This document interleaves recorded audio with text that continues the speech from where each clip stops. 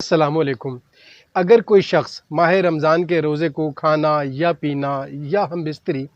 یا استمنا یا جنابت پر باقی رہنے کی وجہ سے اسے باطل کرے، جبکہ اسے کوئی جبرن یا لاچاری بھی نہ ہو اور اس پر اس کو پورا اختیار بھی ہو اور وہ عمداً جان بوجھ کر ایسا کرے، تو اس کا روزہ باطل ہے اور اس پر قضا کے ساتھ ساتھ کفارہ بھی واجب ہے۔ لیکن اگر یہ مذکورہ امور کے علاوہ بھی کسی طریقے سے وہ روزے کو باطل کرتا ہے تو احتیاط مستحب کے طور پر اسے قضا کے ساتھ ساتھ کفارہ بھی دینا چاہیے۔